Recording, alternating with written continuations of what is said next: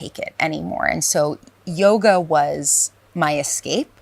I joined a teacher training just because I was like, I need to do something with my time that isn't drinking, isn't partying, isn't damaging myself. And that became a years-long love affair that really changed the trajectory of my life.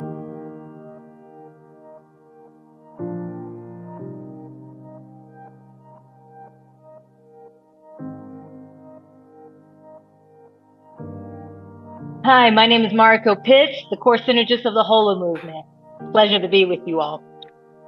Simply put, my passion and purpose in this life is really to embody more love on the planet.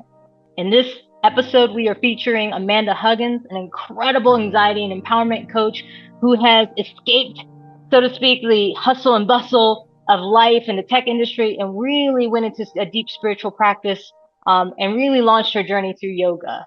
I consider purpose to be split into two things. I think that every single human being, myself included, has one very large and very important purpose, which is to recognize who you are and to live a happy life within that information, right? So a lot of us are trying to bust out of our DNA, our desires. We're trying to make ourselves into something else. And so I think if we really simplify purpose, it's to love the life that you are living and make it as big and beautiful as possible. And what happens when we adopt that as our individual purposes is we take care of ourselves. We then have more energy, more time, more resources to then take care of those around us, right? So it goes from personal to planetary when we adopt this individual purpose of, I gotta take care of me.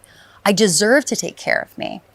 So I take that on as purpose number one, right? But then if we are thinking about the purpose beyond self, I just want to help people feel better. I want to help them work on their stuff so they can live from their soul. And everyone's going to need something slightly different. So in terms of execution, the way I offer that is courses and books. And if you need more of the clinical, logical stuff, I'll give you some of that information. If you connect more with deep healing and energy work, we can do that too. I want to meet people where they're at so that they can just feel better and be happy. You know, it was so funny because when I went to college, I thought I was going to be a lawyer because I like talking and I'm great at proving a point if I really need to. But I quickly learned that I have no interest in becoming a lawyer. And so I just chose classes that were interesting and fell into psychology and communications. I don't remember anything from communications, but I do remember my psychology classes. But even that, I didn't touch any of that information for almost a decade.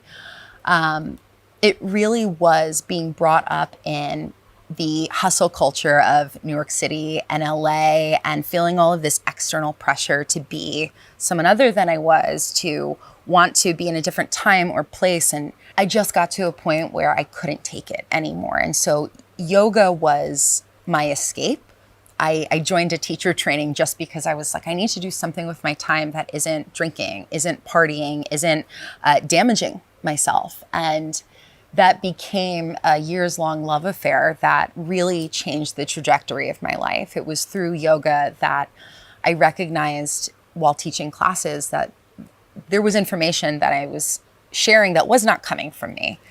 And, now we understand that as channeling, but I felt kind of put into the atmosphere with no strings attached. And so I realized hey, I need to get some training. I need to really understand what it means and looks like to facilitate. And so it was, as I became a teacher of yoga, I was like, all right, let's figure out how we bring the rest of this stuff that's hanging out in your psyche. How do we translate that in a way that's professional too? Because coaching, spirituality, healing, even yoga, these are unregulated industries. And so it's really important to me that people feel that they are supported and that they can trust that the investment of their time and their finances, that it's going to a place that's actually going to give them a return. Yeah, so that it was a very long and strange journey. And I sometimes pinch myself that I'm in a place like this, right? It's like, how did that happen? How? Divine guidance. So living your purpose certainly has an effect on yourself and others. And I think the obvious answer is when you're in purpose, you tend to generate more flow in your life. And I say tend to because I like to be hyper transparent. I think this wellness world, we can get a little bit aspirational. And it's like, when you're on purpose, you're in flow all the time. No, you'll fall out of flow. You'll still have hard days. The shift is that when you are on purpose, there's almost this cord or this pilot light inside that reminds you like, hey, it's still going to be okay.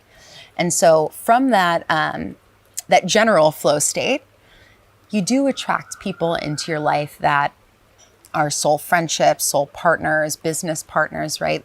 You get to work with wonderful people. The other side of this, which is the shadow side, and it is still beautiful, is as you move more into purpose and alignment, things that are not in alignment will fall out of your life, right? Like, so you might lose friends. You might, I call them Kali moments, right? Kali, the Hindu goddess she's the great destroyer.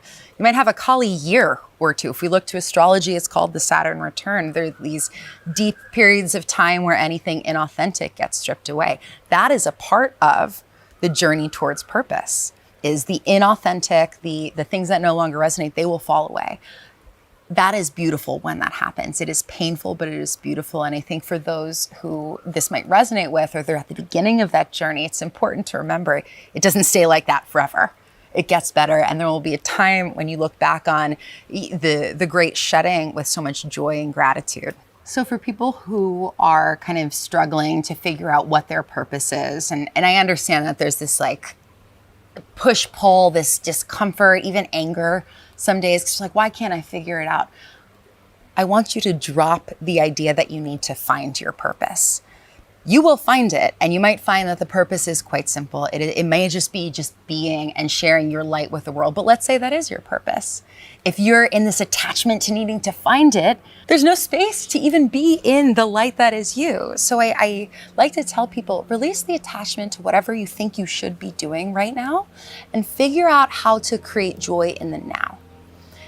When I say that to people, what often comes up, and this breaks my heart and I also understand it. A lot of people will say, I don't know, who are you without work? Who are you without the attached relationship? And so the journey towards happiness or towards purpose uncomfortable questions may come up. Lean into those questions and be gentle with yourself in that discovery process, because at the end of the day, it's all good.